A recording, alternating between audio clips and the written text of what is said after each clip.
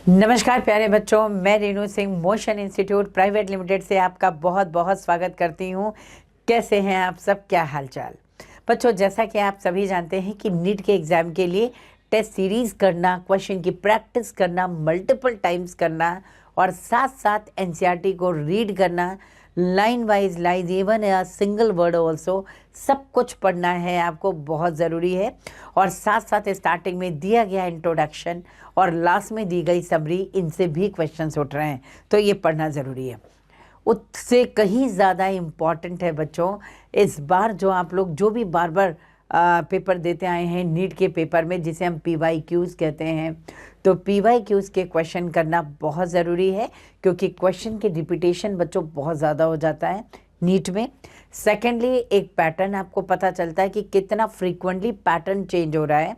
तो अब जो आपके पैटर्न में आने वाले क्वेश्चंस हैं, सिंगल वर्ड करेक्ट क्वेश्चन जो है या सिंगल आंसर करेक्ट क्वेश्चन है वो आता है, 2 स्टेटमेंट बेस्ड आते हैं, मल्टीपल स्टेटमेंट बेस्ड आता है, मैचअप्स आते हैं इनमें, और साथ साथ असर्शनिज्म। इससे इन क्वेश्चंस को देखना बहुत ज़रूरी हो जाता है। तो इसीलिए हम लोग इस बार आपके सामने लेकर आए हैं 2025 का PYQ सीरीज़, और इसमें डिस्कस करने वाले हैं बच्चों एनाटमी। एनाटमी थोड़ा सा टफ लगती है बच्चों को, ऑल्दो मुझे लगता है टफ है नहीं, पर थोड़ा सा टफ लगती है। और तो इसमें वैसे तो चैप्टर बहुत छोटा है, लेकिन इसके अकॉर्डिंग थोड़ा सा वेटेज कंपैरेटिवली ज़्यादा है। चलिए देखते हैं। जैसे मान लीजिए हमारे सामने बच्चों फर्स्ट क्वेश्चन आया। फर्स्ट क्वेश्चन क्या है?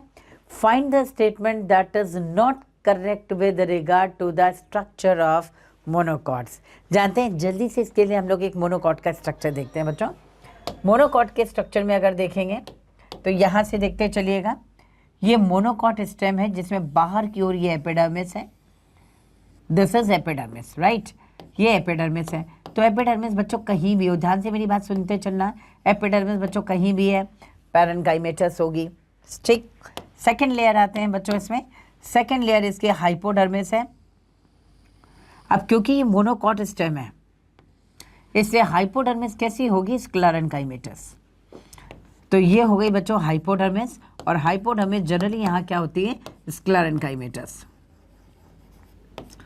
स्क्लेरेन्काइमेटस।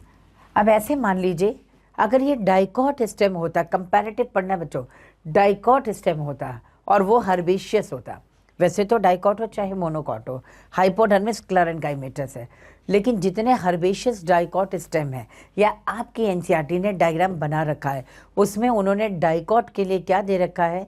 कोलेनकाइमेटस हाइपोडर्मिस। भाई सेक्शन कटिंग तो सॉफ्ट स्टेम की ही होगी ना, इससे हर्बेशियस डाइकॉट स्टेम में कोलेनकाइमेटस हाइपोडर्मिस है, बाकी सभी स्टेम में मेड भी मोनोकॉट और डाइकॉट, सब में हाइपोडर्मिस किसकी बनी होगी? स्क्लेरेन्काइमा की। चलिए नेक्स्ट आते हैं बच्चों इसमें। अब इसमें वैस्कुलर बंडल आता है, तो वैस्कुलर बंडल आप देखिएगा, ये वैस्कुलर बंडल बच्चों इस तरीके से बाहर की ओर छोटे बने होते हैं। ये ध्यान रखना है भाई, वैस्कुलर बंडल का साइज सेम नहीं होता, बाहर की ओर छोटे और अंदर की ओर क्या होते हैं? बड़े। मान लीजिए ये बड़ा वैस्कुलर बंडल बन गया सेंटर की ओर, तो ये ध्यान रखिएगा वैस्कुलर बंडल मोनोकॉट स्टेम में स्कैटर्ड है, फैला हुआ, ठीक। और ये सराउंड करता है यहाँ पर बंडल शीट, क्लियर है? बंडल शीट सराउंड करती है। अब इसके अंदर का स्ट्रक्चर देखते हैं हम। यहाँ पे हम लोग बनाने जा रहे हैं, 2 बड़ी बड़ी आंखें बना लेते हैं, ये है मेटाजाइलम, छोटी सी नाक बनाते हैं, ये है प्रोटोजाइलम, और इसी के नीचे बच्चों बना लेते हैं यहाँ पर ये मुंह बना लेते हैं, ये क्या है? ये वाटर कैविटी है। 2 बड़ी बड़ी आंखें क्या है? मेटाजाइलम, छोटी सी नाक क्या है? प्रोटोजाइलम, और इसके नीचे जो मुंह बना हुआ है वो क्या है? Water cavity. और इसी के साथ साथ ये हेयर लाइक स्ट्रक्चर है ना, ये फ्लोएम है। देखो कितना सॉलिड है डायग्राम। ये फ्लोएम हो गया, ये जो है बच्चों मेटाजाइलम हो गया, मेटाजाइलम, ठीक है, मेटाजाइलम। और ये वाला छोटा वाला जो है इसे कहते हैं प्रोटोजाइलम। ऐसे ही याद करना, फनी भी लगेगा, मज़ा भी आएगा, याद भी होगा। और सबसे नीचे की ओर ये वाली जो है इसे कहते हैं water cavity, this is called water cavity. तो खास बात हमें क्या देखने को मिली?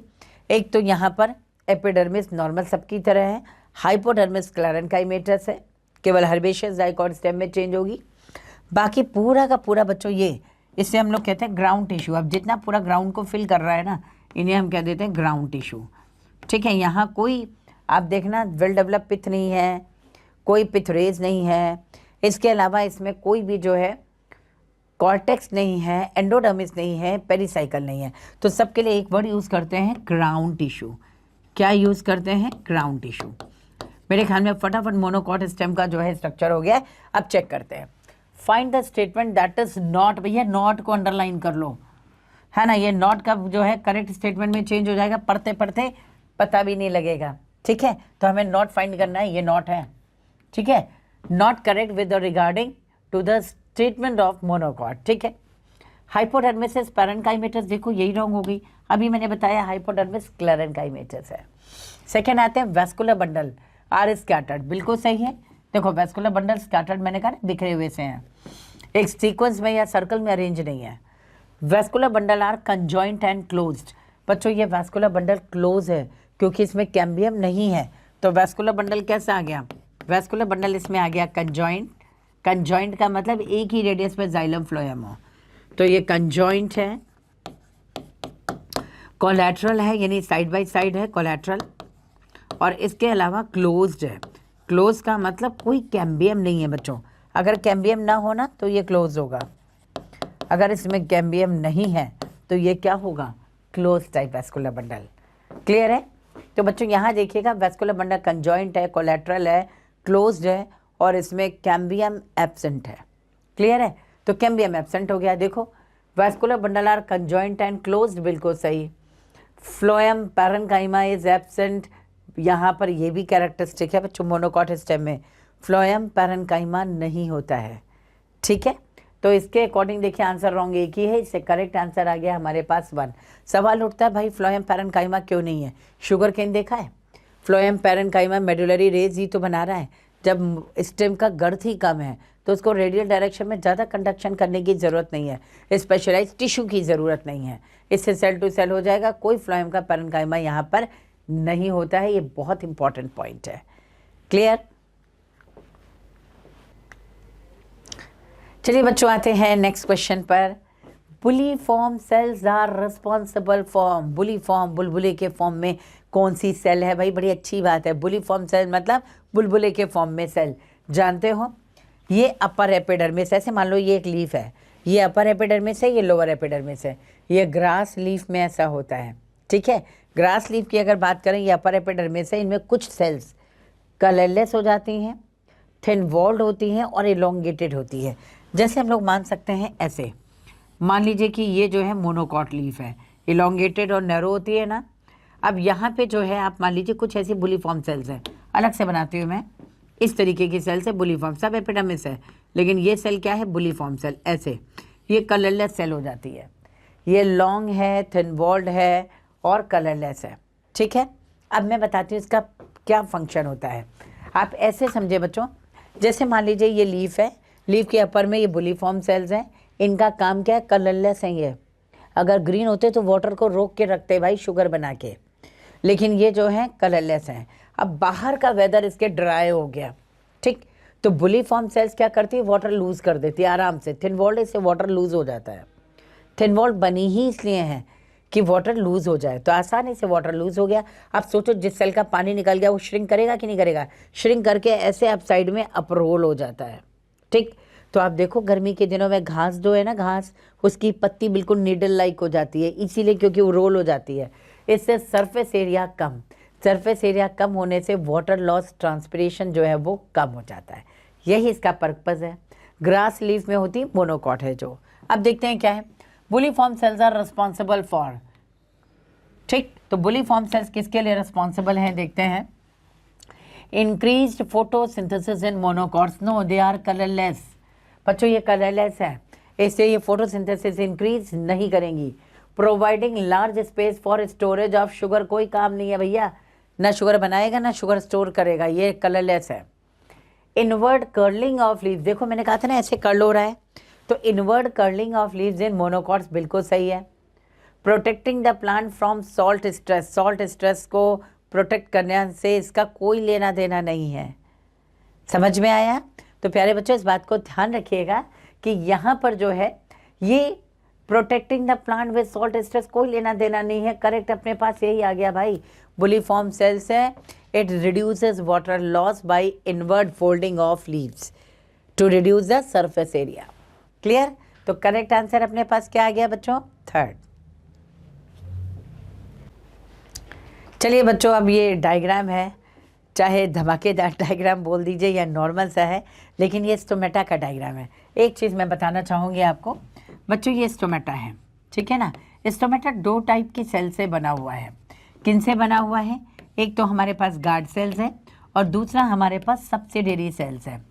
गार्ड सेल्स ये दोनों दिख रहे हैं, गार्ड सेल्स हैं, ये वाला पार्ट है ना, ये गार्ड सेल्स हो गया, इधर ये गार्ड सेल्स हो गया, और बाकी इसके बाहर की ये सब सब्सिडियरी सेल्स हैं। जो गार्ड सेल्स को कवर करे वो सब्सिडियरी सेल है, और दोनों ही किसके मॉडिफिकेशन है? एपिडर्मल सेल के बच्चे। ये ध्यान रखना, दोनों ही एपिडर्मल सेल के मॉडिफिकेशन है। क्लियर है? अच्छा, अब आते हैं तो गार्ड सेल्स देखो हमारे पास क्या हो गया, इनको भी बाहर से अगर कोई सराउंड करता है ना, इन सब्सिडियरी सेल्स के चारों तरफ भी अगर कोई सेल सराउंड कर रही है तो उसको हम एपिडर्मल सेल्स कहते हैं। क्या कहते हैं? Epidermal cells. आपको ऐसे ही याद रखना पड़ेगा, ठीक। तो ये डायग्राम है, इसको डायरेक्ट देख लेते हैं। यहाँ पर ए है, ए हमारे पास एपिडर्मल सेल है, ठीक। फिर बी है, ये सब्सिडियरी सेल्स हो गई। इसके बाद बच्चों आती है सी, आउटर थिन लेयर या आउटर थिन वॉल कह देते हैं। ये गार्ड सेल्स का आउटर थिन वॉल है। क्लियर? और इसको कहते हैं, ये ओपनिंग है ना, इसको कहते हैं बच्चों अपर्चर। क्या कहते हैं? अपर्चर। इसे अपर्चर कहा गया, यानी ओपनिंग है, ये छोटा सा पोर है ना, छोटा सा पोर है बच्चों ये। तो इसको देखते हैं, यहाँ एपिडर्मिस हो गया, ये सब्सिडियरी सेल हो गया, ये आउटर थिन वॉल हो गई, और ये हो गया स्टोमेटल अपर्चर। अब देखते हैं इसमें क्या पूछा गया आपसे।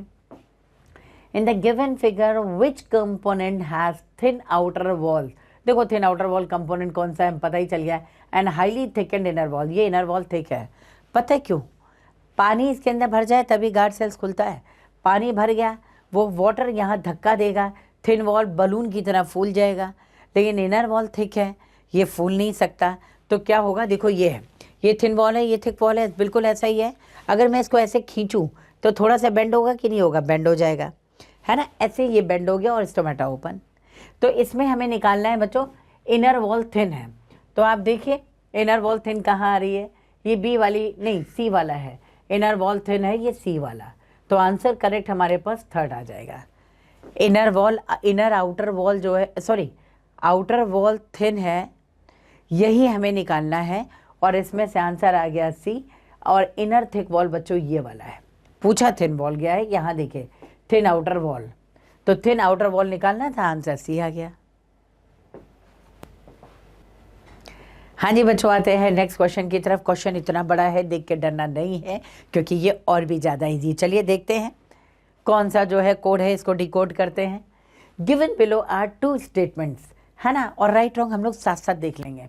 स्टेटमेंट 1 कहता है कि पैरेन्काइमा इज लिविंग, बहुत बढ़िया भाई, बट कोलेनकाइमा इज डेड। भाई साहब यहीं गड़बड़ कर गए। आपको मैं बताती हूँ लिविंग कौन से हैं, सब लोग इधर देखिएगा फटाफट बच्चों। कौन से लिविंग टिश्यूज़ हैं? लिविंग टिश्यूज़ जो हैं, इनमें से देखिएगा लिविंग टिश्यूज़ कौन से हैं? दो हमारे पास हैं, एक है पैरेन्काइमा और दूसरा बच्चों है कोलेनकाइमा। पैरेन्काइमा, एक है पैरेन्काइमा और दूसरा है इसमें कोलेनकाइमा।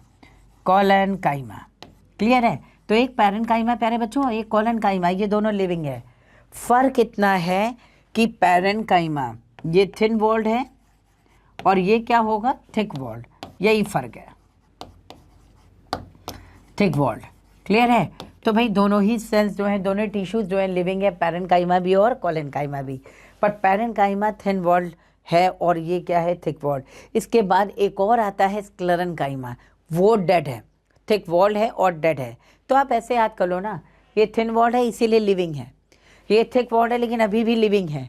बट स्क्लेरेन्काइमा बहुत एक्सट्रीम थिक वॉल्ड हो गया, इससे डेड हो गया। ज़्यादा मोटे हो जाओगे तो मरना स्वाभाविक है ना, नेचुरल कंडीशन रहनी चाहिए। तो बस यहाँ से निकालो, ये रॉन्ग हो गया। आगे देखते हैं। Gymnosperms lack xylem vessels but presence of xylem vessel is the characteristic of angiosperm. बिल्कुल सही है बच्चों, बहुत ध्यान से मेरी बात सुनना। जाइलम का सेकंड कंपोनेंट क्या है? वेसल। फ्लोएम का सेकंड कंपोनेंट क्या है? Companion cell. तो वेसल और कंपेनियन सेल दोनों एब्सेंट होते हैं टेरिडोफाइट और जिम्नोस्पर्म में यूजुअली। यूजुअली दोनों में एब्सेंट है, एक्सेप्शन कुछ वेसल्स का मिल जाता है, अदरवाइज एब्सेंट है। तो इसके हिसाब से देखोगे आंसर बिल्कुल सही है कि सेकंड स्टेटमेंट कि जिम्नोस्पर्म में जाइलम वेसल तो नहीं है, but xylem vessel characteristic feature किसका है? एंजियोस्पर्म का। वेल डेवलप है। जितने पार्ट आपने सुन रखे हैं कि जाइलम में ट्रैकिड है, वेसल्स है, पैरेन्काइमा, फाइबर, सब एंजियोस्पर्म में है। फ्लोएम में आपने पढ़ा है sieve tube, companion cell, parenchyma, fibre, सब है। वेल डेवलप है, तभी तो एंजियोस्पर्म ज़्यादा डेवलप है। तो स्टेटमेंट निकाल लो। फर्स्ट रॉन्ग, सेकंड राइट है। Statement first is true, no. Statement 1 is false, but statement 2 is true. This is right answer. I hope समझ गए होगे बच्चों।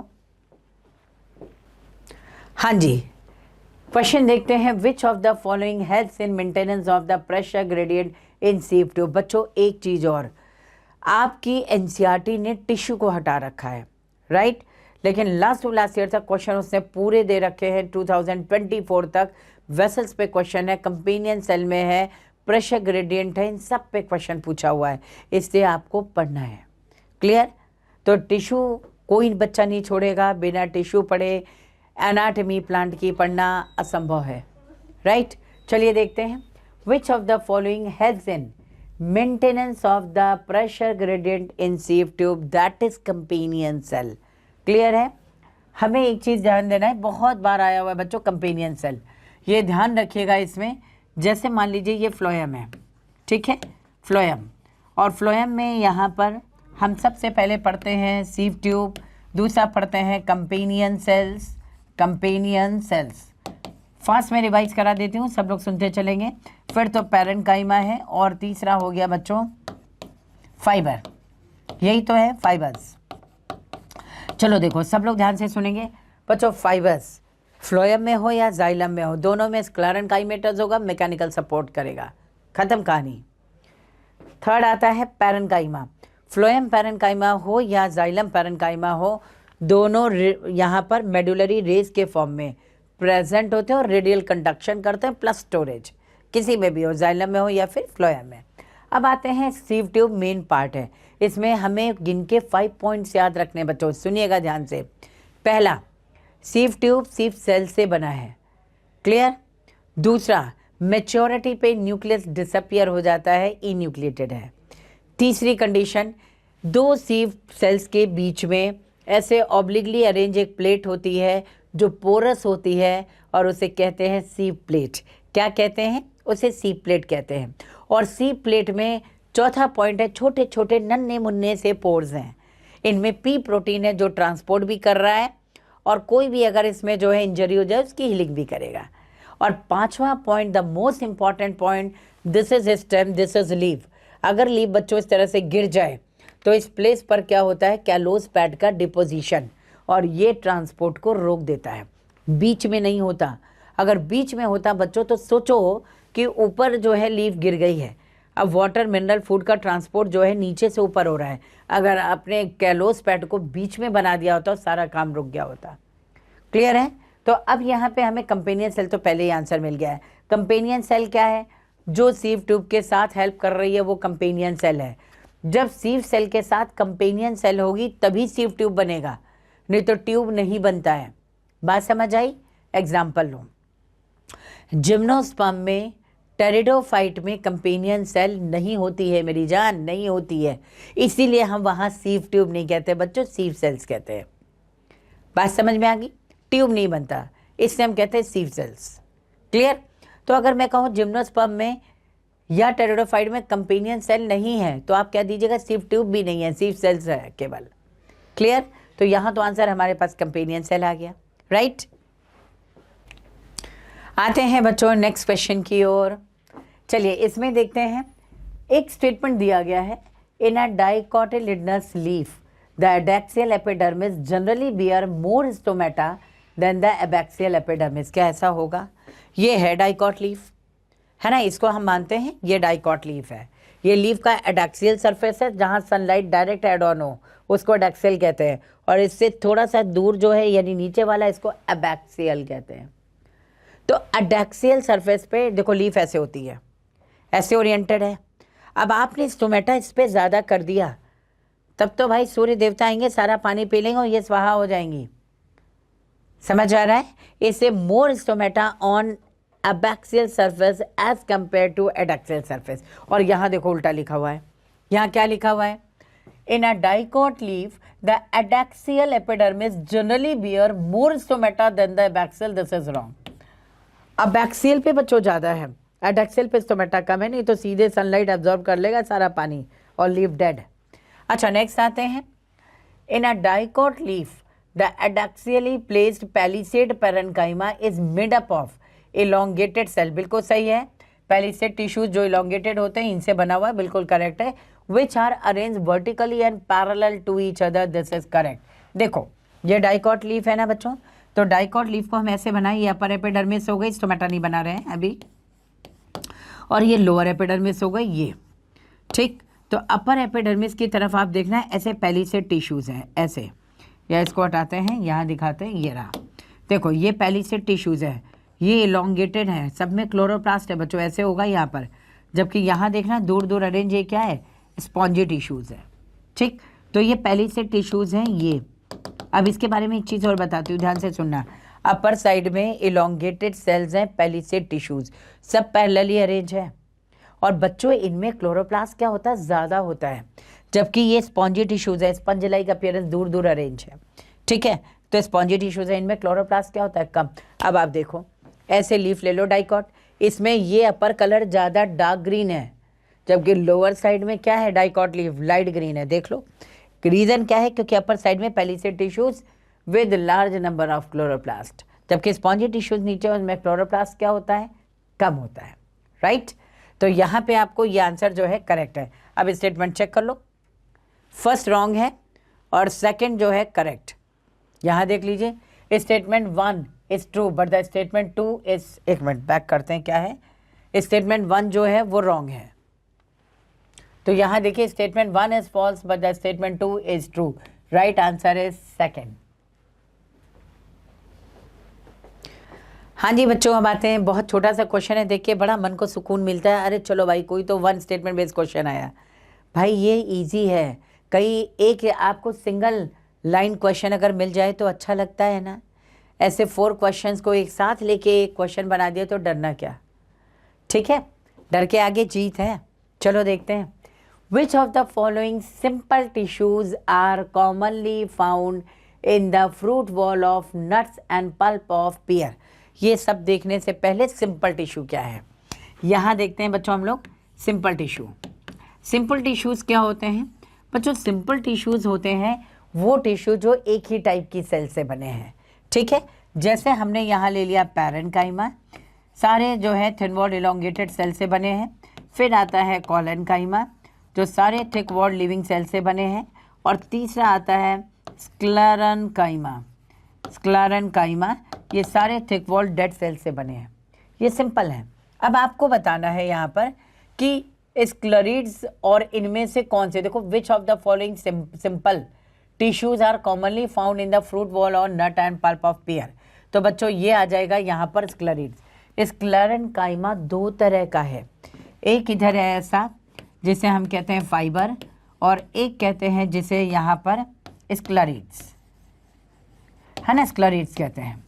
तो ये देखो फाइबर क्या होता है? जितने थिन, जितने ऐसे इलोंगेटेड विद पॉइंटेड एंड है, ये सब फाइबर हैं। इनका काम है प्लांट को मैकेनिकल सपोर्ट देना। लॉन्गेस्ट फाइबर फ्लोएम फाइबर है जो लगभग 1 मीटर लॉन्ग होता है। क्लियर है? दूसरा आते हैं बच्चा स्क्लेरिड्स। ये स्क्लेरिड्स क्या होते हैं? ग्रिटिनस, कुरकुरापन प्रोवाइड करते हैं किसको? जितने फ्रूट्स हैं, जैसे सब में नहीं, आप देखिए गावा में है, सेपोटा यानी चीकू में है ना। इसके अलावा पियर है जिसे नाशपाती कहते हैं, उनमें भी है। तो उसमें क्रिटिनस प्रोवाइड कर रहा है, क्रंचीनेस प्रोवाइड कर रहा है। और इसके साथ साथ टी लीफ में भी है, सीड कोट में भी है, सीड के। तो बस ये वो टिश्यू है जो जनरली प्रेजेंट होता है। अच्छा, अब अगर मैं कहूँ यहाँ तो आंसर करेक्ट हो गया sclereids. Largest amount of tissues in fruit pulp of guava या सेपोटा कहा जाए तो आपको बच्चों पैरेन्काइमा कहना है। उसमें बीच बीच में प्रेजेंट है स्क्लेरिड्स, बिल्कुल वैसे ही जैसे दूध की बनी हुई आइसक्रीम है और उसमें चॉकलेट के क्रिस्टल्स हैं। बस समझ लो चॉकलेट का क्रिस्टल पूरा थोड़ी बनता है, इससे चॉकलेट का अगर क्रिस्टल है वो स्क्लेरिड हो गया, और दूध की बनी हुई आइसक्रीम मतलब पैरेन्काइमा। ऐसे मान सकते हैं। फिलहाल करेक्ट आंसर यहाँ पर क्या है, स्क्लेरेट्स। आते हैं बच्चों नेक्स्ट क्वेश्चन की ओर। नेक्स्ट क्वेश्चन में देखिए, which of one of the following is not found in gymnosperm. इनमें से क्या जिम्नोस्पर्म में नहीं है। अभी अभी मैंने बताया था कि टेरिडोफाइट और जिम्नोस्पर्म, इन दोनों में देखोगे तो जाइलम का सेकंड कंपोनेंट और फ्लोएम का सेकंड कंपोनेंट, फ्लोएम, इन सब का दोनों का सेकंड कंपोनेंट कभी भी ट्रैकिड और जाइलम और फ्लोएम का सेकंड कंपोनेंट कभी भी जिम्नोस्पर्म और टेरिडोफाइट्स में नहीं होता।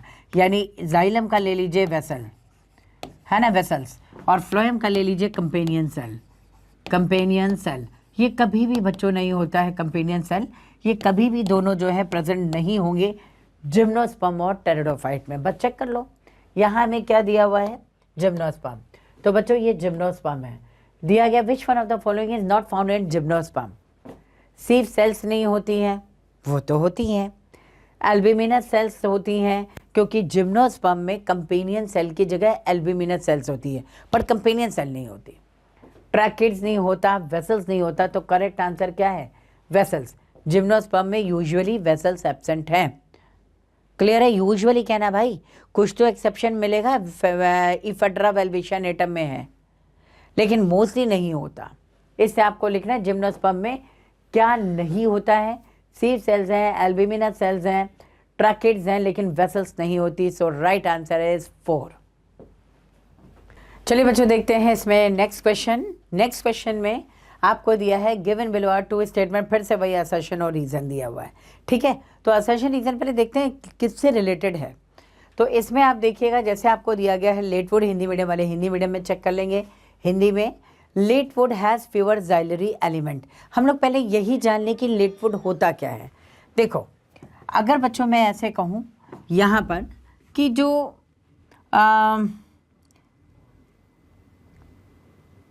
एक स्प्रिंग सीजन में बनने वाली वुड है, स्प्रिंग सीजन है मान लो हमारे पास, ठीक है, स्प्रिंग सीजन है। इस स्प्रिंग सीजन में जो वुड बनती है इसको कहते हैं स्प्रिंग वुड। खास बात क्या है इसकी बच्चों, खास बात इसकी ये है कि जो स्प्रिंग वुड बनी है, ये स्प्रिंग वुड इस समय कैम्बियम बहुत एक्टिव होता है और बहुत ज़्यादा जाइलरी एलिमेंट बनाता है। ठीक, तो स्प्रिंग सीजन में बनने वाली वुड को स्प्रिंग वुड कहते हैं। खास बात क्या है, खास बात यह है कि कैम्बियम मोर एक्टिव है, cambium more active, cambium more active है। और इस कंडीशन में कैम्बियम क्या करता है, मोर जाइलरी एलिमेंट बनाएगा। मोर जाइलरी एलिमेंट मतलब जाइलम एलिमेंट बहुत सारा बना लेगा, मोर जाइलरी एलिमेंट बनाता है। अब अगर कैम्बियम बहुत ज़्यादा जाइलम एलिमेंट बना रहा है, मतलब इसकी ज़रूरत थी, और उसमें ल्यूमन क्या होगा बच्चों, ब्रॉड। ल्यूमन क्या होगा, ब्रॉड। तो आपको पता है, देखो स्प्रिंग सीजन में नई नई पत्तियाँ आती हैं, ठीक, तो पानी का जो फ्लो है ना वो बढ़ चुका होता है, इसलिए कैम्बियम ज़्यादा एक्टिव होकर के वो क्या करेगा, खूब सारे जाइलम एलिमेंट बनाएगा, और इसी को हम लोग कहते हैं स्प्रिंग वुड। क्लियर है। अच्छा, अब आते हैं नेक्स्ट ऑटम सीजन। बच्चों जब हम ऑटम सीजन की बात करते हैं, ऑटम सीजन, ठीक, तो जब ऑटम सीजन की बात करते हैं, इस कंडीशन में कैम्बियम लेस एक्टिव होता है। क्यों, क्योंकि देखो तुम्हें पता है ज़्यादा जाइलम बनाने की ज़रूरत है नहीं। ज़्यादातर जो ऑटम सीज़न जिसे हम ड्राई सीज़न कहते हैं बच्चों, उस ड्राई सीज़न में होता क्या है कि लीफ स्टोमेटा को क्लोज करने लग जाती है कि भाई वाटर लॉस कम हो। बावजूद इसके अगर नहीं ठीक हो रहा है तो वो लीफ सिकुड़ने लगती है, ताकि सरफेस एरिया क्या हो जाए, कम, वाटर लॉस क्या हो जाए, कम। ठीक, बावजूद इसके अगर वाटर लॉस स्टिल अभी भी हो रहा है, तो इसका मतलब ये है कि अब लीफ ही गिरा दो, ना रहेगा बांस ना बजेगी बांसुरी। इससे वो लीफ को गिरा देता है ताकि वाटर लॉस अब ज़्यादा ना हो, स्टेम से थोड़ा बहुत जो हो रहा है होता रहे। ठीक है, तो वाटर लॉस को कम करने के लिए लीफ गिर गई। अच्छा, जब लीफ गिर गई तो क्या वाटर के कंडक्शन की ज़रूरत ज़्यादा है, नहीं है। इसका मतलब ये है कि यहाँ वाटर के कंडक्शन की ज़रूरत ज़्यादा नहीं होगी, तो इस समय बनने वाली वुड जो बनेगी उसमें जाइलरी एलिमेंट कम है। तो ऑटम में लिखिएगा cambium, cambium activity less. Cambium की एक्टिविटी क्या हो गई, कम। तो कैम्बियम की एक्टिविटी कम होने से क्या होगा, एक्टिविटी कम हो गई। ठीक, कैम्बियम की एक्टिविटी कम हो गई मतलब जाइलरी एलिमेंट बच्चों कम बने, जाइलम कम बना, जाइलरी एलिमेंट लेस। ये कम बने और नैरो वाले बने जिनमें नैरो ल्यूमन होगा, ये कम बन गए। तो ऐसी वुड को हम लोग कहते हैं ऑटम वुड। क्या कहते हैं? Autumn would. या ऑटम वुड को ही हम लोग कह देते हैं लेट वुड। ऑटम वुड के लिए नाम क्या पड़ा बच्चों? लेट वुड नाम पड़ गया। तो लेट सीजन में बनने वाली यानी ऑटम सीजन में बनने वाली वुड लेट वुड है। पत्तियां गिर चुकी है, ज़्यादा वाटर कंडक्शन की जरूरत नहीं, इससे एलिमेंट जाइलम एलिमेंट कम बने। अच्छा, यहाँ देखते हैं कि अगर स्प्रिंग सीजन में बनी है तो इसको हम स्प्रिंग वुड कह देते हैं, या स्प्रिंग वुड का दूसरा नाम बच्चों यहाँ पर देखो, इसको कहते हैं अर्ली वुड। क्या कहते हैं? Early would. अब मेरे ख्याल में समझ में आ गया। और क्वेश्चन देख सकते हैं हम लोग कि क्या क्वेश्चन पूछ रहा है इसमें, राइट है या रॉन्ग। तो देखो असर्शन दिया हुआ है late wood has fewer, late wood has fewer xylem element with narrow vessels. बिल्कुल सही है, क्योंकि अब इसको ज़्यादा वाटर मिनरल कंडक्शन करने की ज़रूरत नहीं है। ठीक, रीज़न दे रखा है cambium is less active in winters. बिल्कुल सही है, विंटर्स में कैम्बियम क्या है देखो, लेस एक्टिव है। क्लियर है? इससे करेक्ट आंसर क्या आएगा? Both assertion reason are true and reason is a correct explanation of A. बच्चों वैसे तो सेकेंडरी ग्रोथ आपके सिलेबस में अब नहीं है, लेकिन जो क्वेश्चन आया अपन उसको डिस्कस कर लेते हैं, राइट। आते हैं बच्चों नेक्स्ट क्वेश्चन की ओर। स्टेटमेंट 1 कहता है endarch and exarch are the terms often used for describing the position of secondary xylem. जानते हो प्रोटोजाइलम मेटाजाइलम ये होता है, और प्रोटोजाइलम मेटाजाइलम प्राइमरी जाइलम है। ठीक, कोई प्लांट जब स्टार्टिंग में ग्रो कर रहा है उस कंडीशन में बनने वाले जाइलम को प्राइमरी जाइलम और फ्लोएम को कहते हैं प्राइमरी फ्लोएम। लेकिन जब प्लांट गर्थ में इंक्रीज होता है तब उसको कहते हैं यहाँ पर सेकेंडरी जाइलम और सेकेंडरी फ्लोएम बना रहा है, राइट। तो secondary xylem secondary phloem uniform है, एक बराबर है। पर प्राइमरी जाइलम प्राइमरी फ्लोएम इनमें छोटे बड़े जाइलम फ्लोएम बनते हैं। जो छोटू हैं उनको प्रोटो कहते हैं, जैसे प्रोटोजोन्स, राइट। और जो बड़े हैं उनको क्या कहते हैं? मेटाजाइलम। अब मैंने क्या कहा इसको सुनते हैं। यस देखो बच्चों, सबसे पहले प्राइमरी ग्रोथ है, सब लोग यहाँ से सुनते चलिएगा। प्राइमरी ग्रोथ हो रही है मतलब इलोंगेशन ऑफ स्टेम और रूट ये चल रहा है। ठीक, इस प्राइमरी ग्रोथ में क्या बनेगा? Primary xylem and primary phloem, यही तो बना, प्राइमरी जाइलम और प्राइमरी फ्लोएम बना। क्लियर? अच्छा, प्राइमरी जाइलम प्राइमरी फ्लोएम छोटे बड़े हो सकते हैं, तो इनमें होता है, एक होता है मेटाजाइलम जो बड़ा है, जो बड़ा है उसको क्या कहते हैं? Metaxylem and metaphloem. ठीक, और जो छोटा बना उसको हम लोग कहते हैं प्रोटोजाइलम एंड फ्लोएम। ये प्रोटोजाइलम प्रोटोफ्लोएम है। ठीक है, तो ये किसके पार्ट हो गए? प्राइमरी जाइलम का पार्ट हो गया protoxylem and metaxylem, primary phloem का पार्ट हो गया प्रोटोफ्लोएम और मेटाफ्लोएम। ठीक है, जबकि अगर मान लो ड्यूरिंग सेकेंडरी ग्रोथ के समय बनने वाले जाइलम को हम लोग क्या कहते हैं? Secondary xylem and secondary phloem, यही तो कहते हैं। इसमें कोई छोटा बड़ा नहीं है, सब यूनिफॉर्म है। सब क्या बन रहा है बच्चों? एक जैसा बन रहा है, यूनिफॉर्म बन रहा है। अब आप सोचिए, यहाँ एक्सार्च कंडीशन प्रोटोजाइलम की पोजीशन पर डिपेंड करता है। ठीक, मान लीजिए मैंने कहा ये रूट है और ये है स्टेम। अब इसमें हम प्रोटोजाइलम को देखते हैं। देखिए, प्रोटोजाइलम बाहर की ओर अगर है, छोटा सा सबसे जो होगा वो प्रोटोजाइलम है, ऐसे बना है ना, यहाँ बना दिया, ऐसे बना दिया, ऐसे बना दिया। देखो, जो प्रोटोजाइलम है वो बाहर की ओर है, इसे कहते हैं एक्सार्च कंडीशन। ये क्या है? एक्सार्च, इसको कहते हैं एक्सार्च कंडीशन, और ये होती है बच्चों रूट में। क्लियर? अच्छा, दूसरा देखते हैं। दूसरा अगर आप देखेंगे तो यहाँ देखो, मेटाजाइलम बाहर की ओर है, प्रोटोजाइलम सेंटर की ओर है। मेटाजाइलम बाहर की ओर है, प्रोटोजाइलम क्या है? सेंटर की ओर है। जब सेंटर की ओर प्रोटोजाइलम होगा तो इसे कहते हैं एंडार्च कंडीशन। क्या कहते हैं?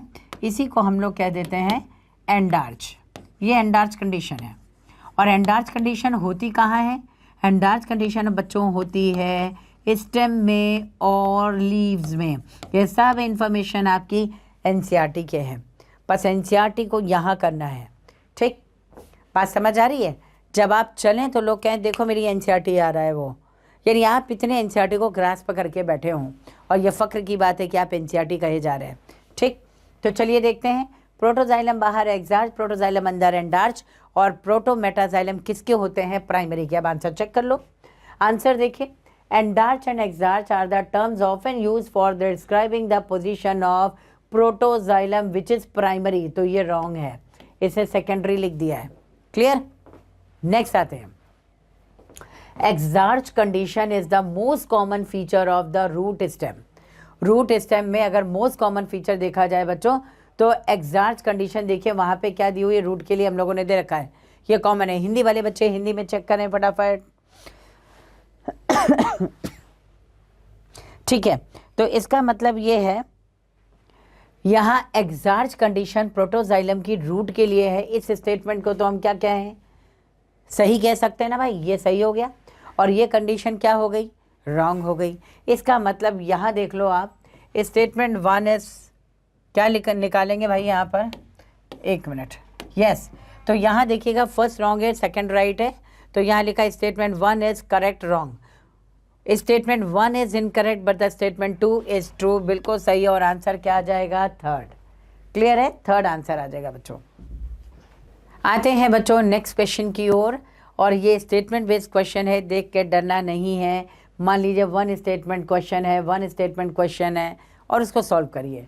देखते हैं, read the following statement about the vascular bundle, और हमको यहाँ क्या फाइंड करना है देखते हैं, राइट रॉन्ग लिख लेंगे। इन roots xylem and phloem in a vascular bundle are arranged in an alternate manner along the different radii, this is correct। आप देखना ये रूट है बच्चों, ठीक है ना। रूट पे अगर हम लोग एक साइड प्रोटोजाइलम को लिखते हैं, चलिए प्रोटोजाइलम थोड़ा सा लाइट शेड पे ले लेते हैं हम लोग कि दिख जाए। हाँ, ये प्रोटोजाइलम है, ये रूट का है बच्चों, ठीक। ये प्रोटोजाइलम और बाहर के अंदर की ओर मेटा, प्रोटो, और ये हो गया मेटा, प्रोटो, ये हो गया Meta, proto, this is called Meta, ठीक है। अब आगे आते हैं और इसी में हम लोग लिखते हैं फ्लोएम कहाँ है, ये देखो, ये दूसरे रेडियस पे फ्लोएम है। दूसरे रेडियस पे क्या है बच्चों, फ्लोएम, ये दूसरे रेडियस पे फ्लोएम है। अब ध्यान से सुनना मैं क्या कह रही हूँ, इसी से आंसर करते हैं। When xylem and phloem are present on different radius, एक रेडियस पे जाइलम है, दूसरे रेडियस पे क्या है, फ्लोएम। जाइलम और फ्लोएम डिफरेंट रेडियाई पे हों और ऑल्टरनेट मैनर में हो, जाइलम फ्लोएम, एक बार जाइलम आए फिर फ्लोएम आए, फिर जाइलम आए फिर फ्लोएम आए, तो ऑल्टरनेट मैनर में अगर चले तो इसको हम कहते हैं ये रेडियल वैस्कुलर बंडल है and this is found in roots. Correct है बिल्कुल, तो ये स्टेटमेंट करेक्ट। नेक्स्ट आते हैं, conjoint close vascular bundle do not possesses cambium, बिल्कुल सही है बच्चों। कंजॉइंट और क्लोज, कंजॉइंट क्या है, ये देखो, एक ही रेडियस पर बाहर की ओर इधर आ जाए फ्लोएम, एक ही रेडियस पर बाहर की ओर क्या आ गया, फ्लोएम, और अंदर की ओर आ गया जाइलम। ऐसे ये आ गया एंडार्च कंडीशन वाला, जाइलम स्टेम में होता है, देखो ये ऐसे आ गया, ठीक। अगर एक ही रेडियस पे बच्चों जाइलम फ्लोएम दोनों हो, इसे कहते हैं कंजॉइंट। एक साइड फ्लोएम एक साइड जाइलम है, दिस इज कॉल्ड कोलैटरल, ठीक। तो ये condition conjoint close vascular bundle do not possesses cambium, ये ज़रूरी नहीं है क्योंकि कंजॉइंट तो है बट इसने एक वर्ड क्लोज भी दे रखा है। तो क्लोज वैस्कुलर बंडल क्या है, अभी मैंने बताया था जहाँ पे कैम्बियम ना हो। अगर मान लीजिए कहीं पर कैम्बियम नहीं है, ये हो गया कैम्बियम, और बच्चों अगर कहीं कैम्बियम नहीं है इसे कहते हैं क्लोज्ड वैस्कुलर बंडल। क्या आप सही हो रहा है, बिल्कुल सही है। कंजॉइंट भी है, क्लोज्ड वैस्कुलर बंडल है और इसमें कैम्बियम नहीं है, तो इस स्टेटमेंट को सही माना जाएगा। लेकिन सवाल उठता है क्या कंजॉइंट के लिए भी क्लोज वैस्कुलर बंडल कहा गया है? बच्चों कंजॉइंट तो एक रेडियस के लिए है, तो conjoint close vascular bundle do not possesses cambium, इसको रॉन्ग मान लिया जाएगा। क्यों? क्योंकि कंजॉइंट के लिए हम वर्ड अगर यूज़ करें तो कंजॉइंट के लिए वर्ड क्लोज और ओपन नहीं आता, यहाँ वैस्कुलर बंडल के लिए आता है close vascular bundle do not possesses cambium. Conjoint vascular cambium रखेगा नहीं रखेगा ये मैटर नहीं करता। कंजॉइंट वैस्कुलर बंडल स्टेम में है, अगर डाइकॉट है तो ओपन है क्योंकि कैम्बियम है, और अगर मोनोकॉट है तो क्लोज है। इसलिए इस स्टेटमेंट को हम लोग क्या कहेंगे, ये स्टेटमेंट बच्चों यहाँ पर रॉन्ग कर दीजिएगा। थोड़ा सा कंडीशन है, नहीं तो पता चला क्लोज के लिए आप कह रहे हो कैम्बियम या कंजॉइंट के लिए कह रहे हो, तो अब जिस स्टेटमेंट को ऑप्शंस को चेक करोगे उसके अकॉर्डिंग मिल जाएगा। कंजॉइंट वैस्कुलर बंडल जो है कैम्बियम नहीं रखता, नहीं। क्लोज वैस्कुलर बंडल में कैम्बियम नहीं होता। इससे दोनों वर्ड के लिए अगर देखा जाए अलग अलग कॉमा लगा होता तो सही हो जाता, कॉमा नहीं लगा है, एक कंसीडर कर रहा है, इससे रॉन्ग है। ठीक, तो conjoint vascular bundle open close दोनों हो सकते हैं। In open vascular bundle cambium is present in between xylem and phloem, अभी मैंने बताया, बिल्कुल सही है। The vascular bundle of dicot stem possesses endarch protoxylem, बिल्कुल सही, मैंने इसके पहले बताया, ये भी बता दिया। देखो यहाँ पर आपको वैस्कुलर बंडल डाइकॉट स्टेम में दिख रहा है और अंदर की ओर प्रोटोजाइलम है, तो एंडार्च कंडीशन हो गई, बिल्कुल सही। In monocots root usually there are more than 6 xylem bundle present. आप देखो बच्चों, मोनोकॉट और डाइकॉट रूट में डिफरेंस है। क्या डिफरेंस है? मान लीजिए मैंने कहा ये डाइकॉट रूट है, डाइकॉट रूट, और एक तरफ हम लोग लेते हैं मोनोकॉट्स, ये मोनोकॉट्स लेते हैं। दोनों में डिफरेंस क्या है बस मैं यहाँ बता दूँ फटाफट, अदरवाइज स्टेटमेंट में तो पता ही लग जाएगा। डाइकॉट रूट में एनसीईआरटी क्या लिखती है उसकी बात करते हैं, 2 to 4 वैस्कुलर बंडल। एनसीईआरटी क्या लिखती है? 2 to 4 vascular bundle dicot root में। मोनोकॉट रूट में क्या है? मोर देन 6 वैस्कुलर बंडल, यानी मोर देन हेक्सार्च, यानी पॉलीआर्क वैस्कुलर बंडल कहते हैं, राइट। यहाँ डाइकॉट रूट में आप देखेंगे तो जो पिथ है, जिसे आप लोग मेडुला भी कहते हैं, ये पिथ यहाँ पर क्या होगी? Poorly develop. क्या होगी? Poorly developed, poorly developed. और यहाँ पे क्या हो जाएगी? Well developed, well developed. Clear है? ये मेजर डिफरेंस है बच्चों स्ट्रक्चर में। फिर सेकेंडरी ग्रोथ में डाइकॉट है तो कैम्बियम बनेगा या नहीं बनेगा, तो ये मेजर डिफरेंस है। इसके बेसिस पे देखो, in monocot root usually there are more than 6 xylem bundle, बिल्कुल करेक्ट है ये भी। तो हमारे पास रॉन्ग बच्चों, बी वाला थोड़ा सा कंफ्यूजिंग है, दो इसके मीनिंग निकल रहे हैं। या तो हम कह दें कि कंजॉइंट है, फिर क्लोज्ड वैस्कुलर बंडल इसलिए है क्योंकि कैम्बियम नहीं है, तब तो स्टेटमेंट सही है।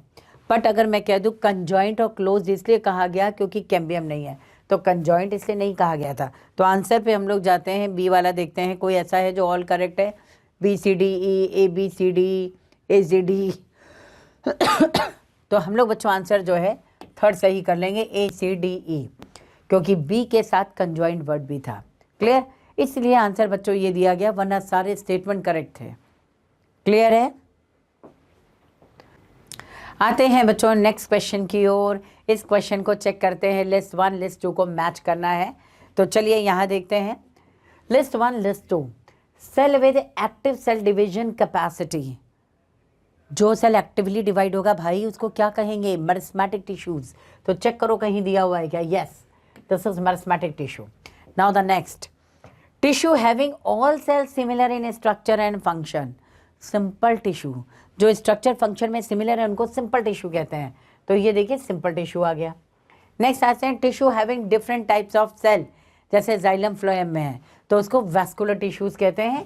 ये आ गया बच्चों यहाँ पर। लास्ट है, dead cells with highly thickened walls and narrow lumen. बचा ही एक है, तो आप देखिए यहाँ पर क्या आएगा? स्क्लेरेट्स। अब देखते हैं सेकेंड 4 1 3, तो चेक करते हैं भाई कहाँ है सेकेंड 1, एक मिनट, सेकेंड एंड फोर्थ है, तो second 4th 1 3, this is right answer. वैसे भी देख लो बच्चों सेकेंड एक ही में है, पहले एक भी मैच करके देख लिया जाता है। अगर सही है कि cell with active cell division capacity meristematic, इसमें तो कोई डाउट नहीं था। ए का सेकेंड अपने पास एक ही है, कहीं नहीं है बच्चों। इससे आप टाइम बचाने के लिए आगे आपको नहीं करना था, सीधे आंसर कर लेते सेकेंड, राइट। आते हैं बच्चों नेक्स्ट क्वेश्चन पे। सेलेक्ट द करेक्ट पेयर, भाई अंडरलाइन कर लो, पता ही नहीं चलेगा क्या करना है, ठीक। Loose parenchyma cells rupturing the epidermis and forming a lens shaped opening in bark, spongy parenchyma कहते हैं। नहीं भाई, ये लेंटिसल्स है। जब सेकेंडरी ग्रोथ होती है तो टिश्यूज गर्थ में इंक्रीज होते हैं, इससे एपिडर्मिस में इतना प्रेशर पड़ता है कि ये फटके अलग हो जाता है और लेंस शेप छोटे छोटे पोर्स बन जाते हैं, उन्हें कहते हैं लेंटिसल्स। तो ये रॉन्ग है, यहाँ क्या आना चाहिए था? आना चाहिए था lenticels. This is also a question of secondary growth which is out of your syllabus, but जो है उसको पढ़ लेते हैं, ठीक। नेक्स्ट आते हैं, large colourless empty cells in the epidermis of grass leaves, उसे सब्सिडियरी सेल्स कहते हैं। नो, अभी मैंने बताया उसे क्या कहेंगे बच्चों, यहाँ पर large colourless empty cells in the epidermis of grass leaves, this is called bulliform cells. इसको कहते हैं बुलीफॉर्म सेल्स, राइट। अभी हम लोगों ने इसको डिस्कस कर लिया है। चलिए नेक्स्ट आते हैं dicot leaves vascular bundle are surrounded by large thick walled cells, conjunctive tissue root में है, यहाँ नहीं है। क्लियर? क्या है फिर? डाइकोट लीव में वैस्कुलर बंडल है जो सराउंड हो रहा है लार्ज थिक वॉल्ड सेल से, जिसे हम कंजक्टिव टिश्यू नहीं कहते हैं, इसे हम लोग बंडल शीथ सेल्स कहते हैं। तो उसे कहा गया बच्चों बंडल शीथ, बंडल शीथ, है ना। तो ये स्टेटमेंट भी रॉन्ग हो गया। अब नेक्स्ट देखो, cells of medullary rays that form part of cambial ring interfascicular cambium बना रहा है, बिल्कुल सही है। तो करेक्ट हमारे पास ये आ गया। कैसे? देखो ये बच्चों वैस्कुलर बंडल है ना, और यहाँ पे वैस्कुलर बंडल में देखना, ये वैस्कुलर बंडल एक हो गया, डाइकोट स्टेम का बनवा रहे हैं, ये हो गया, इधर हो गया, ये देखो डाइकोट स्टेम बड़ा अच्छा है। सारे वैस्कुलर बंडल क्या है? एक रिंग में अरेंज है, जबकि मोनोकॉट में कोई इधर बिख रहा है, कोई इधर बिख रहा है, सब अपनी अपनी डबली अपना राग बनाए पड़े हैं। लेकिन यहाँ ऐसा नहीं है, ठीक। अब इसमें देखो कैम्बियम है, ये और ये सब कैम्बियम है। क्लियर? अब इसमें देखते हैं मेडुलरी रेस क्या है, चेक करते हैं। ये देखो बच्चों मेडुला है ना, मेडुला, ये मेडुला है, और ये सब मेडुलरी रेस के फॉर्म में देखो यहाँ से निकले हुए हैं, मेडुलरी रेस के फॉर्म में ऐसे निकले हुए हैं। ठीक है, समझ आ रहा है ये बात? मेडुलरी रेस के फॉर्म में सब निकले हैं। इन मेडुलरी रेस की जो सेल्स कैम्बियम बना रही हैं, जैसे हमने ले लिया इसको, इस मेडुलरी रेस की जो सेल्स कैम्बियम बना रही हैं वो ये बनाएंगी। इधर से देखो ये बन गई, ऐसे ये बन गया ना, ये हो गया कैम्बियम, और इसको हम लोग कहते हैं इंटरफेसिकुलर कैम्बियम। दो वैस्कुलर कैम्बियम के बीच में इंटर है, इंटरफेसिकुलर कैम्बियम। इंटरसिटी है ना, दो सिटी को कनेक्ट करने वाली ट्रेन को इंटरसिटी कह दिया, दो वैस्कुलर बंडल को कनेक्ट करने वाले कैम्बियम को इंटरफेसिकुलर कैम्बियम कह दिया है। फेसिकल का मतलब ही वैस्कुलर बंडल है। ठीक है, तो ये आंसर इसमें फोर्थ क्या हो गया? करेक्ट। आते हैं बच्चों नेक्स्ट क्वेश्चन की ओर, फटाफट इसको चेक कर लें। The transverse section of plant shows following anatomical features. In features को देख के बताना है ये किसके बारे में बात कर रहा है। ठीक है, चलिए देखते हैं। लार्ज नंबर ऑफ स्कैटर्ड, इधर से पढ़ते हैं। Large number of scattered vascular bundles are surrounded by bundle sheath. ठीक, large number of scattered vascular bundle surrounded by bundle sheath. तो large number of scattered vascular bundle है, scattered कहाँ है? Monocot stem. ज़्यादा जानना ही नहीं था, इसी से पता चल जाता जहाँ पे भी ये वर्ड मिल जाए स्कैटर्ड वेस्कुलर बंडल, तो स्कैटर्ड वेस्कुलर बंडल का मतलब मोनोकॉट स्टेम है। चलो रिकन्फर्म कर लेते हैं। Large conspicuous parenchymatous ground tissue है, बिल्कुल सही हो गया। वेस्कुलर बंडल कंजॉइंट है एंड क्लोज्ड है, क्योंकि मोनोकॉट स्टेम सेकेंडरी ग्रोथ नहीं करता है, उसमें कैम्बियम नहीं होता है, इसलिए क्लोज टाइप का वेस्कुलर बंडल कहते हैं उसको। ठीक, कंफर्म हो गया ये मोनोकॉट स्टेम है, तो ये मोनोकॉट स्टेम हो गया। और इसके अलावा फ्लोएम पैरेन्काइमा एब्सेंट है, और भी कंफर्म है। मैंने कहा था एक शुगर केन का स्टेम इतना पतला कि उसे फ्लोएम का पैरेन्काइमा रखने की भाई साहब कोई ज़रूरत नहीं है। क्यों? क्योंकि वो खुद ही सेल टू सेल कंडक्शन कर लेगा, उसको अलग से कोई ज़रूरत थोड़ी है सेल की। इतना मोटा सा तो स्टेम है बस जरा सा। अब मोटे स्टेम होते हैं तब मेडुलरी रेस वेल डेवलप होता है। ठीक, तो ये भी है, इसका मतलब ये बात कर रहा है किसकी? ये बात कर रहा है बच्चों मोनोकॉट स्टेम की, राइट। आते हैं बच्चों नेक्स्ट क्वेश्चन की ओर। ग्रास लीव्स कर्ल इनवर्ट, फिर से वही आ गया बुलीफॉर्म सेल के लिए। देखो, grass leaves curl invert during very dry weather, select the most appropriate reason from the following. Shrinkage of air spaces in spongy mesophyll cells. No, this is the function of bulliform cells. So tylosis vilosis कुछ नहीं कहना भाई, closure of stomata नहीं कहना है, flaccidity of bulliform cells. Flaccid का मतलब shrink होना, पिचकना, तो ये bulliform cells पिचक रही हैं इसलिए ऐसा हो रहा है। क्लियर? तो करेक्ट आंसर क्या हो जाएगा? फोर्थ। ये दोबारा क्वेश्चन रिपीट हुआ है बच्चों। क्लियर? आते हैं बच्चों नेक्स्ट क्वेश्चन की ओर। Phloem in gymnosperm lacks. बच्चों जिम्नोस्पर्म में फ्लोएम में क्या नहीं होता है? तो अब मैंने कहा था ना, जिम्नोस्पर्म में फ्लोएम का कंपेनियन सेल और जाइलम का वेसल नहीं होता। दूसरी चीज़ जानते हो, यहाँ देखना, अगर यहाँ पर सीव ट्यूब है प्लस कंपेनियन सेल है, कंपेनियन सेल है, तब इसे हम कहते हैं, एक मिनट, बच्चों इसको हम लोग कहते हैं सीव सेल्स, ये है सीव सेल्स। ठीक, अगर कहीं पर सीव सेल्स के साथ कंपेनियन सेल है, सब लोग इसको बहुत ध्यान से देखेंगे, कंपेनियन, ऑल्दो मैंने पहले बता दिया था कंपेनियन सेल है, तो इसको कह दिया जाता है, ये क्या कहलाएगा यहाँ पर, सीव ट्यूब। तब इसको कहते हैं बच्चों सीव ट्यूब। सीव ट्यूब, देखो ये सीव ट्यूब तभी बना जब कंपेनियन सेल है, अगर कंपेनियन सेल नहीं होगी तो इसको सीव सेल्स कहते हैं। तो जिम्नोस्पर्म टेरिडोफाइट दोनों में देखोगे तो सीव ट्यूब नहीं बनती है, और कंपेनियन सेल नहीं है इसलिए नहीं बन रही है। तो आप क्या कहोगे, फ्लोएम में ना तो कंपेनियन सेल है ना ही सीव ट्यूब है, केवल सीव सेल्स है, राइट। तो देखो अगला क्या है, जिम्नोस्पर्म में कंपेनियन सेल्स ओनली, क्या लैकिंग है इसमें, both sieve tubes and companion cell. बच्चों ये भी रिपीटेड क्वेश्चन है, इसके पहले भी आ चुका है, काफ़ी टाइम रिपीट हो चुका है कि जिम्नोस्पर्म में सीव ट्यूब भी नहीं है और कंपेनियन सेल भी नहीं है। कंपेनियन सेल नहीं है इसीलिए इसको सीव ट्यूब नहीं कहा गया, सीव सेल्स हैं केवल, राइट। आते हैं बच्चों नेक्स्ट क्वेश्चन की ओर।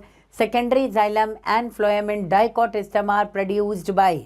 तो बच्चों सेकेंडरी जाइलम, सेकेंडरी फ्लोएम कौन प्रोड्यूस करता है, वैस्कुलर कैम्बियम। सब लोग समझ जाएं, अगर प्रोकैम्बियम है, सब लोग इधर देखें, प्रोकैम्बियम बच्चों, अगर प्रोकैम्बियम है तो प्रोकैम्बियम जो है वो तो यहाँ पे बना लेगा primary xylem and primary phloem, ठीक है, ये बनाएगा। लेकिन अगर यहाँ पर सेकेंडरी वर्ड यूज हो गया तो यहाँ आपको लिखना पड़ेगा वैस्कुलर कैम्बियम। वैस्कुलर कैम्बियम, ये वैस्कुलर कैम्बियम बच्चों यहाँ पर जो है ये बनाएगा secondary xylem and secondary phloem, ये बनाता है। तो सेकेंडरी जाइलम सेकेंडरी फ्लोएम कौन बना रहा है, वैस्कुलर कैम्बियम। अगर प्राइमरी जाइलम प्राइमरी फ्लोएम बनना होता तो प्रोकैम्बियम बना लेता, राइट। आते हैं बच्चों नेक्स्ट क्वेश्चन की ओर। कैस्पेरियन स्ट्रिप्स अकर इन, बच्चों पहली बात तो केवल रूट्स में है, इसको मैं थोड़ा सा बताना चाहूँगी, इधर देखिएगा ये रूट्स है, ठीक।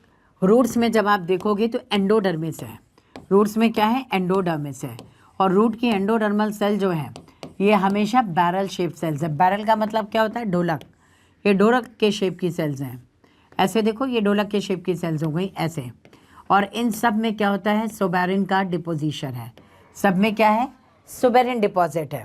तो आप इधर देखिएगा इसमें ये यहाँ पर सोबेरिन ऐसे डिपॉजिट है, ऐसे है, ऐसे है, सोबेरिन यहाँ भी डिपॉजिट है, ऐसे है, ऐसे है, ऐसे है ना, यहाँ भी डिपॉजिट है। लेकिन जहाँ पर जाइलम है वहाँ सोबेरिन का डिपोजिशन देखो, इधर प्रोटोजाइलम, ये बड़ा बनता जाएगा धीरे धीरे मेटाजाइलम। तो जहाँ पे बच्चों प्रोटोजाइलम है वहाँ पर एंडोडर्मिस में कैस्पेरियन बैंड्स नहीं होते, लेकिन जहाँ पर आप देखोगे बाकी जगह पर एंडोडर्मिस में क्या है, कैस्पेरियन बैंड्स हैं, और ये कैस्पेरियन बैंड्स, ये कैस्पेरियन बैंड्स हैं। कैस्पेरियन बैंड किसका डिपोजिशन है बच्चों, कैस्पेरियन बैंड जो है ये डिपोजिशन होता है किसका, सोबेरिन, सोबेरिन डिपोजिशन, सोबेरिन डिपोजिशन, ये सोबेरिन का डिपोजिशन है बच्चों, ठीक। तो सोबेरिन का डिपोजिशन पाया जाता है, उसी को कैस्परी साइंटिस्ट ने डिस्कवर किया, कैस्पेरियन बैंड कह देते हैं। वाटर टाइट जैकेट बनाता है वैस्कुलर और नॉन वैस्कुलर टिश्यूज के बीच में, राइट। तो करेक्ट आंसर क्या हो गया, यहाँ पे देखते हैं, कैस्पेरियन स्ट्रिप्स अकर इन एंडोडर्मिस, एंडोडर्मिस में पाई जाती है, लेकिन केवल रूट के है। अगर मैं कह दूं ये स्टेम में पाई जा रही है तो बिल्कुल नहीं, स्टेम में एंडोडर्मिस तो है लेकिन कैस्पेरियन बैंड नहीं है बच्चों। ये भी क्वेश्चन रिपीटेड है, बहुत ध्यान से पढ़िए इसको। आते हैं बच्चों नेक्स्ट क्वेश्चन की ओर। नेक्स्ट क्वेश्चन देखिए, तो नेक्स्ट क्वेश्चन में द वैस्कुलर कैम्बियम नॉर्मली, आपको बताना है वैस्कुलर कैम्बियम जो है नॉर्मली क्या है, गिव राइज टू, क्या बनाता है। तो वैस्कुलर कैम्बियम नॉर्मली क्या बनाएगा, सेकेंडरी जाइलम। मैंने अभी अभी बताया है कि secondary xylem secondary phloem vascular cambium बनाता है। तो फैलोडर्म, फैलोडर्म किसको कहते हैं बच्चों, ये अलग नाम है एक्चुअली, फैलोडर्म कहते हैं यहाँ पर किसको, सेकेंडरी कॉर्टेक्स को, ठीक है। दूसरी चीज़ प्राइमरी फ्लोएम तो बनाना नहीं है, सेकेंडरी जाइलम ये बनाता ही बनाता है।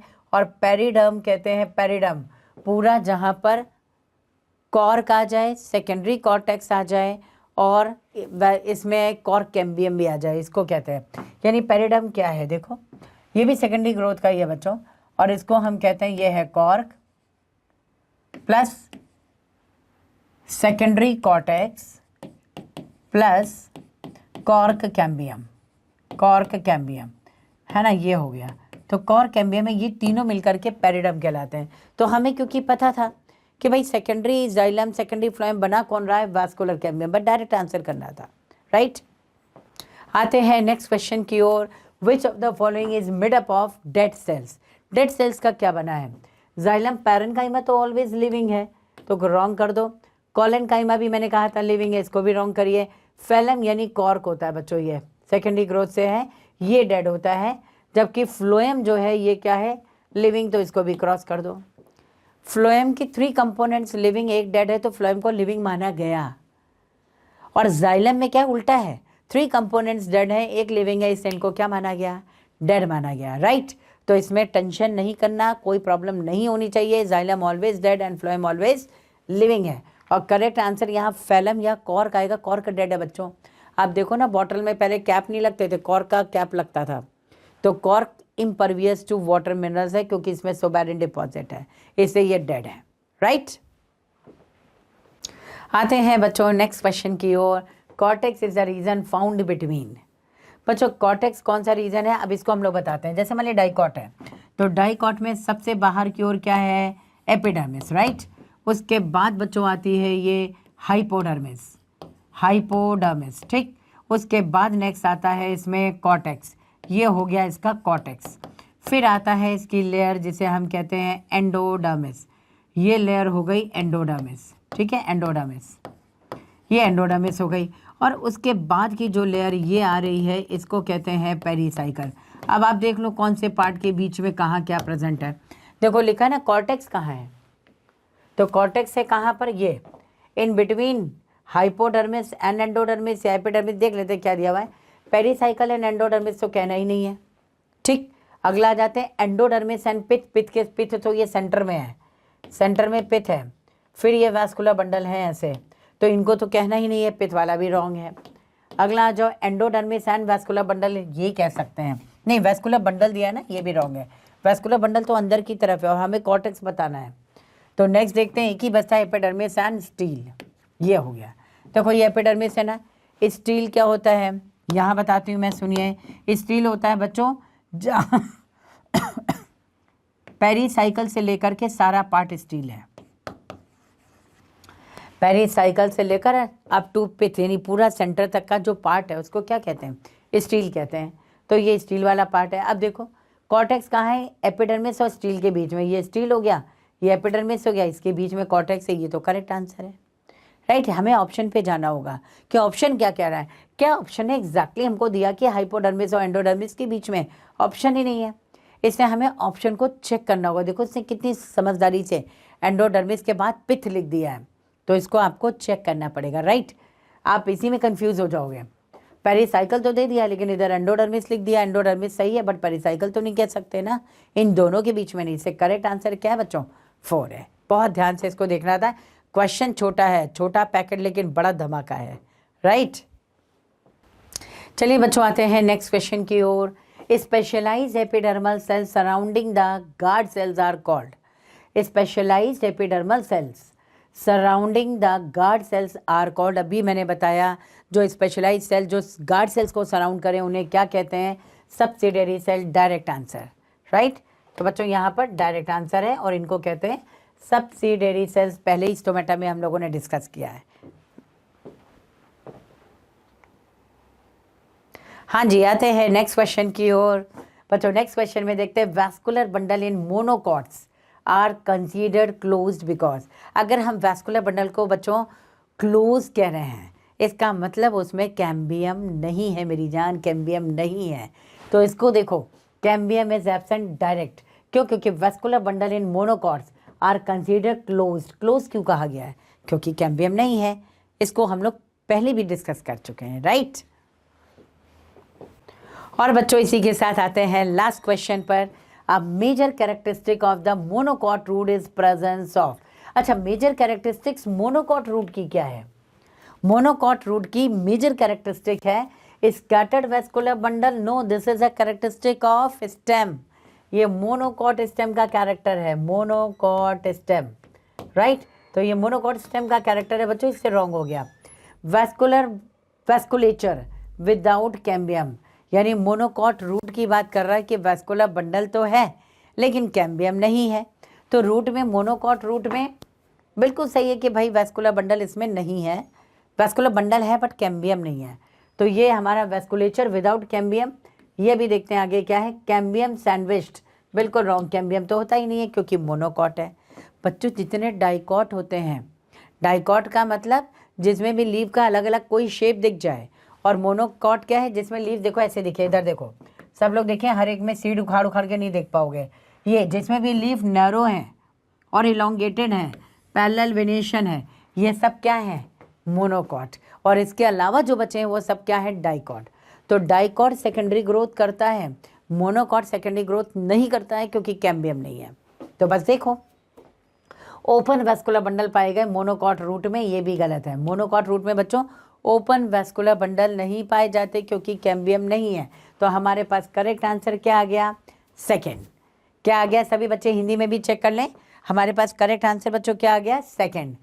चलो बच्चों, इसी के साथ एनाटॉमी कंप्लीट हुई। मैं उम्मीद करती हूँ कि एनाटॉमी का रिवीजन एनसीईआरटी वाला इन क्वेश्चंस के थ्रू हो गया होगा। बच्चों बस अब मेहनत आपको करनी है, जीत की खातिर केवल जुनून चाहिए, और जिसमें उबाल हो वही खून चाहिए। उतरेगा आसमां भी एक दिन ज़मीन पर, बस इरादों में जीत की गूंज चाहिए, इरादों में जीत की गूंज चाहिए। नमस्कार बच्चों।